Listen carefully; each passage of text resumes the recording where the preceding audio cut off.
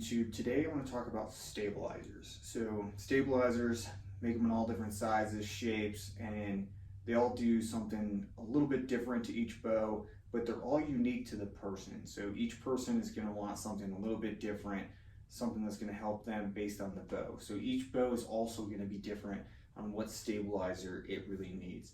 Now over the last, I would say about 5 years, on a Mathews, a Hoyt, a Bear, and a PSE even, I've always ended up using one of these bee stingers.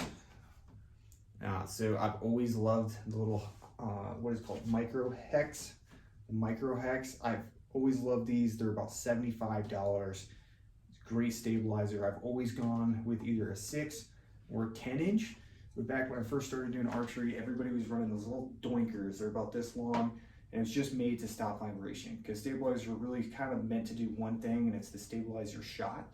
But over the years, we have realized that they can serve a second purpose of vibration dampening and giving you, one, the steadiness of that shot, but also being able to disperse some of that vibration that goes throughout the bow. So I want to talk about what stabilizer one I switched to and why I did that. So once again, I've used this one for a very long time. I think Bee Stinger did a phenomenal job, but since I have never changed stabilizers and really got the opportunity to go through multiple different sets, I've said, hey, I'm gonna try a whole bunch of them out, and I'm gonna pick a different one to try to change it up a little bit, get a little bit more out of it, because this great design does fantastic, but it hasn't really changed much in about 9 years.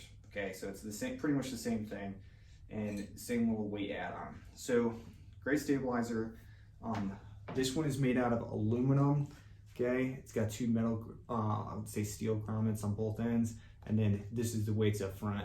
This one I believe is 10 ounces total in the front. Okay, so what I ended up switching to is a cutter, which I'm going to be talking about the cutter most of the time during this review, just because that's the stabilizer that I switched to. Now, the reason I went with cutter, did a whole bunch of research on a whole bunch of different ones, kind of determined that I wanted a longer bar. So this bar total is 12 inches. Our previous one, 10 inches. Reason I switched to a 12, wanted a little bit more weight forward, and I wanted something that was made in Colorado or the USA, 100% made in the USA, and they're stationed out of Denver, Colorado. Cutter stabilizers, I think they're really great. So they have multiple different sizes. Each one has a different name. I went with the Altitude, which is their 12 inch.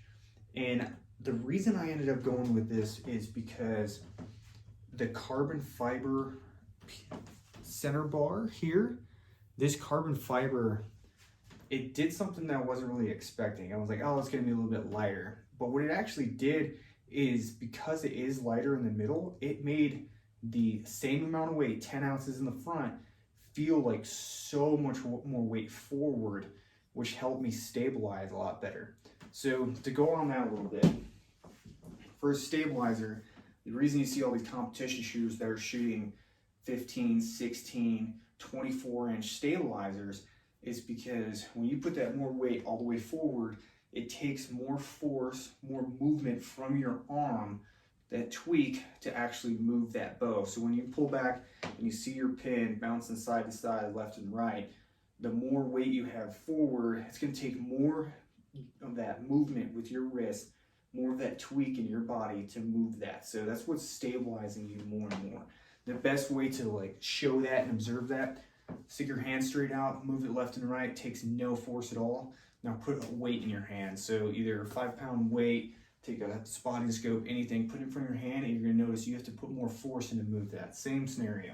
Now with this guy, 10 inches, the weight is pretty dispersed because it's all pretty much aluminum until you get to the weights in the front.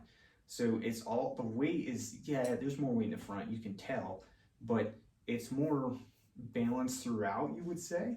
So the weight's pretty dispersed throughout. It's not just like all here. Now with this cutter, they did a fantastic job of it all being right in the front. So it, same amount of weight, and it just feels so much more heavy in the front. Yes, this is 2 inches difference, but you shouldn't be able to feel that much of a difference in weight.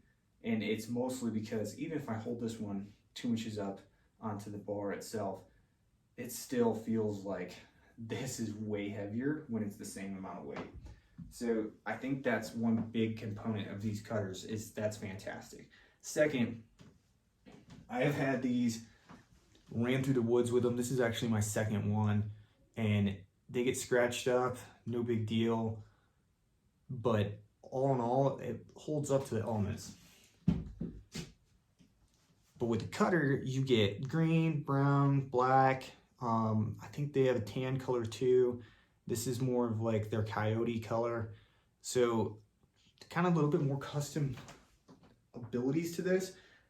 Like Mathews, they're really big into now going with these like solid colors. Same thing with Hoyt. I'm running an RX-7 Ultra, and they like those solid colors. I just liked it, the custability of it, and the different things that cutter can now add on to this bar. So it's really cool, great powder coating. I haven't had any scratches on it yet. Been shooting it a ton, been moving all over the place with it, walking through brush, and it hasn't got scratched yet. So I hope it stays that way. Now, one thing you will notice, this dampener is the dampener off of the Bee Stinger. So it used to be on here, it's on this guy now. Cutter, if you ever get a chance to see this, please make a dampener for these. That is one thing I think the cutter absolutely dropped the ball on, was if you put this on your bow and you hit it a couple times, the vibration dampening was not there. It was pretty terrible. So that's something I noticed right off the bat. Shooting it, I would feel more vibration, and reading some reviews online, there were a lot of people were saying, hey, it doesn't do good with vibration, which makes sense because it's a carbon bar and then everything else is aluminum, so it's not got really much going on. So same thing, I think Bee Stinger realized they have nothing in here to disperse any kind of vibration, so they put this little rubber grommet on there. You can buy these online, $5-10. I see them on Lancaster Archery all the time. I put it on here night and day. It did great stability. I put it in the front, added a little bit more weight to the front, not much at all, but the ability to put this on there, shoot, and it just kill the vibration in the bow even more, that was lights out. It was worth every single penny on that one. So I would say cutter stabilizers, great stabilizers. You can go try them out. Made in the USA, made out here in the western part of the United States, here in Colorado. Very happy with it. They look phenomenal. I think their logo is even pretty cool, being an antelope hunter. So I think that's pretty cool. I really think there's two drawbacks for these cutters. The first one being the rubber. They need some kind of dampening.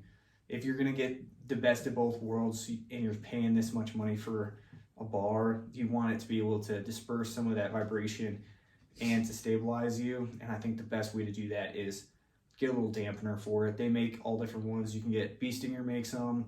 I think G5 makes a couple, but anything that you could just put on this bar, which it's the same size bar as most of these other stabilizers, it's gonna fit. Just put them on something and it just changes that stabilizer. Now, second drawback, this guy, about $79.99 at Scheels.